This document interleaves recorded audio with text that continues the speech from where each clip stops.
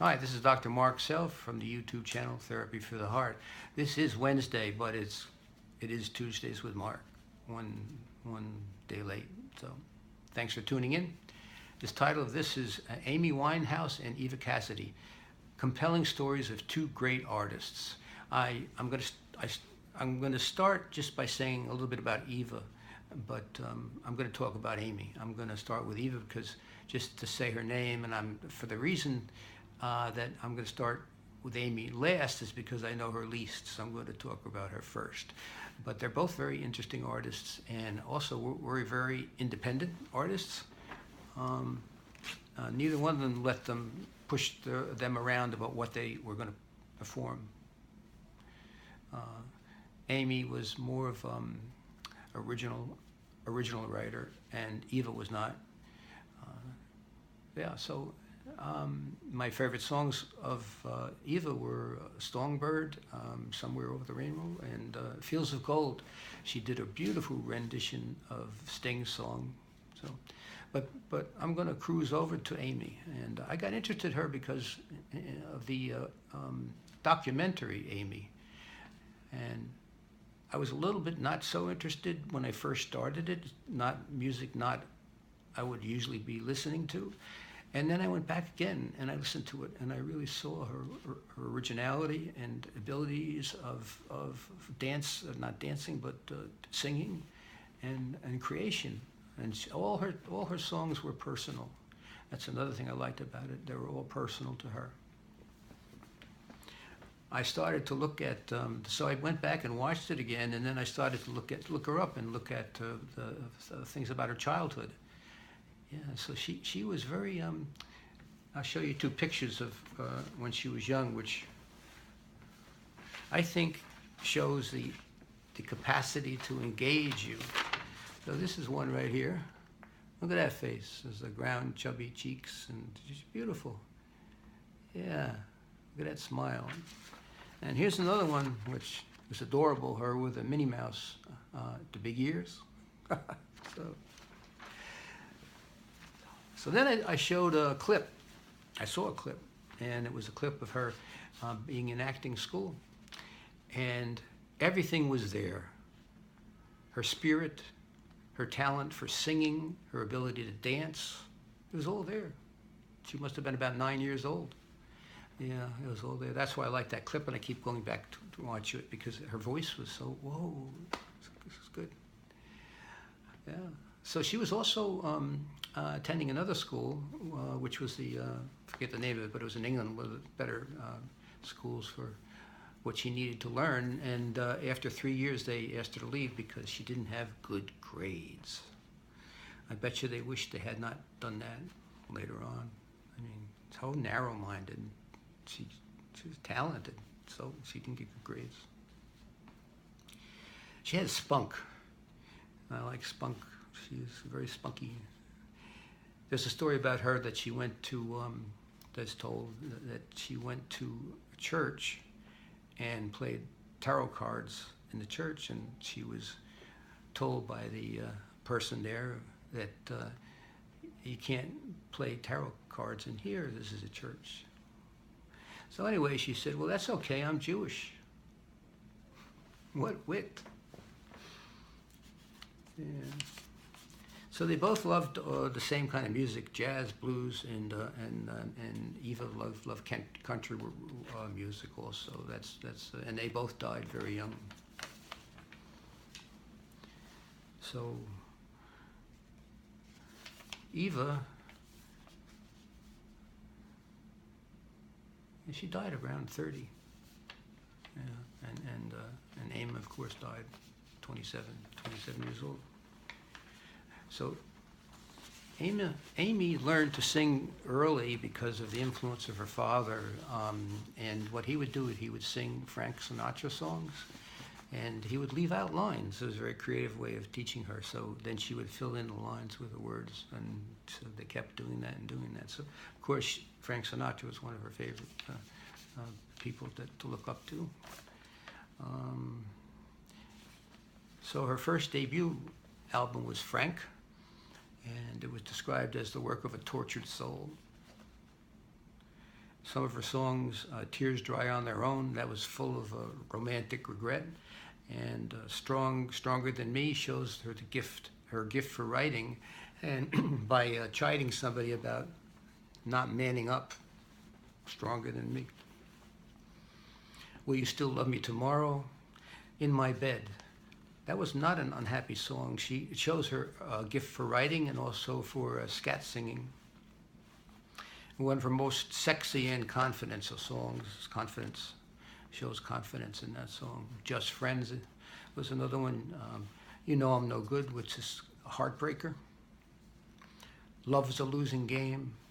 Back to Black dissects a toxic relationship. I wonder who that was. Blake, maybe? He's the one who got her introduced to heroin. But she was in a long relationship with him. Up and down, married, eventually. They cheated on each other, well, particularly he. Yeah, so that's an interesting thing about being cheated on, and her father, her natural father, about 18 months into her, after she was born, he started an affair with a woman in work, where he worked with, and he continued with that relationship for 9 years, and he eventually wound up with her. Amy referred to her father's work wife. And this song was really interesting because she makes some reference to Freud and also betrayal, and I think she was referring to, maybe not so unconsciously, to, I think the song was, What Is It About Men? Right? Yeah, so another interesting thing was when she was very young, I don't know, maybe about 3 years old or something like that, she was in this video and she was saying how if the father was around, her father would have set more limits than her mother did on her. And isn't that interesting? She was asking for limits, probably not wanting them really, but also acknowledging that, that she needed more limits, and that makes a lot of sense. If, in her terms of her personality, it's also like people who have more disturbances, they don't like limits, and she wanted them to set, so the father wasn't there. Quite a tuned-in little kid. So all the songs are personal, many sad, many about conflict, and good for her, and good for that, because if she didn't have that in her, she wouldn't be singing the songs. So after Frank, there was a comment she made about what's next, and I think that was showing her impatience for maybe waiting, which is an executive function of the frustration tolerance. I think that was difficult for her. And so she began to drink again after some period of inactivity. But then there was a new management company that she had, and she started to sing music from the 50s. She liked that, and she also developed a beehive hairdo, and also she liked the Black Girls band. So quite a transformation. There was a picture of her standing next to a very frail-looking white girl. What a difference! The beehive was really becoming with her. She just handled it so well. Not many people could, but it was natural for her. And tattoos, she had eventually ended up about 13 tattoos on her. It's like a punk person, an indie person. Barry Nicholson, in an article, asked, how did this apparently happy child become such a traumatized figure? Well, apparently is an interesting adjective, Maybe she wasn't so happy. Szymanski, her manager, said she was easily bored and requiring constant stimulation. So there's an indication of a diagnosis of, if you want to talk about diagnosis, which I don't, I'll say about why later, but not being able to, needing a lot of stimulation, and that's another maybe a clue about, she's very aware of herself, but maybe not so wanting to be aware of certain aspects of her feelings and meaning to wanting to be stimulated a lot, so she didn't have to know what was going on when she wasn't stimulated. Be aware of her inner world. She had bulimia since age 9 for 9 years. Yeah. And I don't think that was ever. Her brother Alex said that he would watch her scarfing down her food and throwing it up with friends. So obviously it was part of the family knowledge, but he said no one was talking about it. And he had one comment once. He was like just off at her because she ruined one of the birthday parties he had, so he walloped her. But don't know much more about the relationship. Dig into it a little bit. But, so bulimia is very hard to treat, and, because like most diseases of that nature, you can't. It's very secret, so the person keeps it secret to others, and actually to themselves and to others because they're very ashamed of it, and they don't want anybody to know about it because they don't want anybody to try to control the behavior, interfere with it. Yeah, so. That's why maybe the family didn't, I don't know if they had a treatment for it or not, but she had antidepressants since she was 14 years old.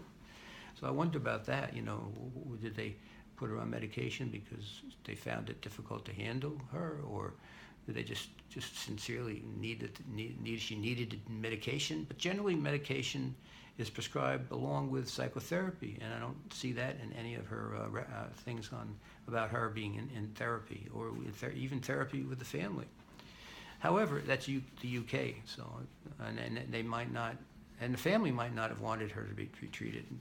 Were they giving her antidepressants because they found it difficult to tolerate her feelings and outbursts, or not? Or maybe they just felt that would be helpful. I forgot the name of the medication. But sometimes medication is essential. You can't do anything, especially if it's a young person and they're having disruptive outbursts, or you just feel that they're needing medications. You give it to them, and sometimes it's very helpful, usually prescribed, and here anyway with psychotherapy, but that was the UK. It's more treatable if treatment starts early, of course, and she was like 9 years old when she started the medication, but not psychotherapy. Usually it's associated with anxiety, obsessive compulsive disorder, depression, of course, we just said that. So Alex said that, her brother said that he thought the bulimia was the major problem that she had, and not alcohol or drugs. He said, we all knew something was wrong, but no one was talking.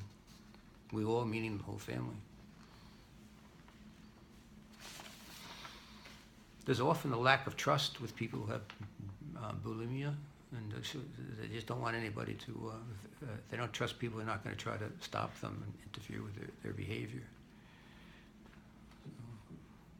The pressure to go to rehab, and Szymanski was very interested for her getting treatment through a rehab.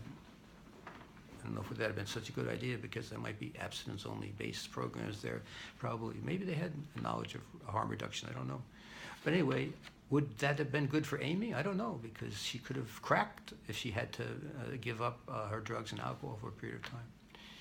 But anyway, they went there. They talked the father into doing it, and he wasn't so keen on it. But then he agreed, and then when they got there, the story goes that he backed away and didn't want it. So her father's relationship with her is interesting too. She wanted to continue with drugs, though. At the end of, it might have been documentary, at the end of some award that she was given, she said, "I miss drugs." And she said, and about fame, she said, "Bullocks." Well, obviously she just didn't want. She wanted to write. Primarily, she wanted to write and sing. I don't know how much of it was related to fame.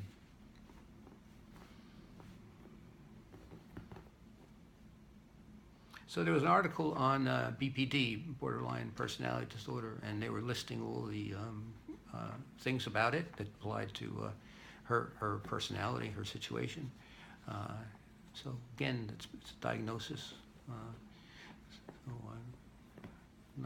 I'm not so sure how if she was really would be receptive to treatment, given her personality. At least somebody, she could have tried it, or maybe somebody could have talked to her about her therapy.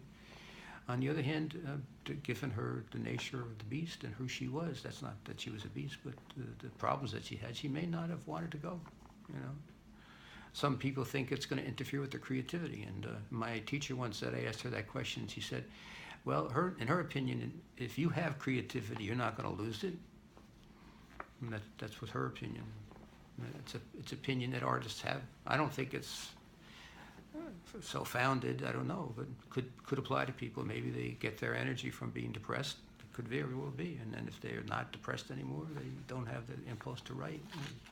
And maybe that's true. I think I said it might have been true of Amy, because perhaps if she was cured and gave up drugs, maybe she would lose she wouldn't be she wouldn't be the life, and she lead life. She wouldn't be, the behavior may not be the same. She wrote her stories about her behavior. Her behavior is pretty wild. So.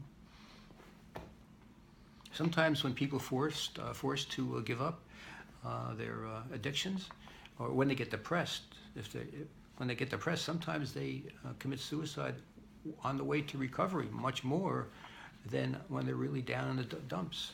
Strange, but look, that might have been a potential thing that could have happened if she was confined, you know, too. Who knows? I don't have the answers, but I have the questions, you know, about these things. So there's one quote I'm going to read to you. Many of us could die happy. This is related to the comments about her being, what a waste of her life, being so young, it was a tragedy, you know. So this quote is about that. Many of us could die happy, achieving as much as Winehouse did in our chosen fields.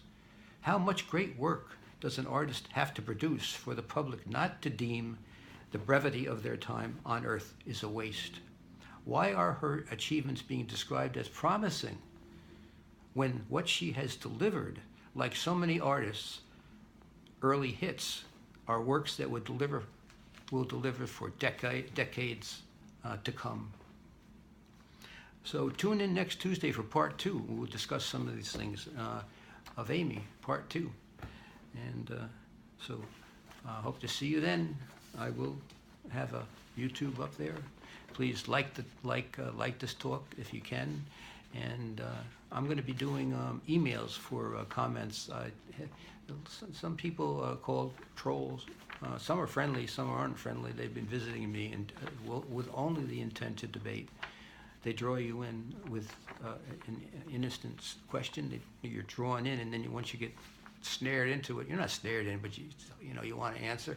And all of a sudden, the intent is to be disruptive and to disagree. There's not really a genuine wish to go on and have a discussion. Not that I found anyway. So email me anyway. Email me, and I'd love to hear from you. marksehl@gmail.com. marksehl@gmail.com, or visit my site at marksehl.com, and that's my contact information if you have any information or you want to share it, or again, I'll respond to the emails. Okay, so that's it for today. Mark Sehl signing off for the YouTube channel, Therapy for the Heart. Bye-bye.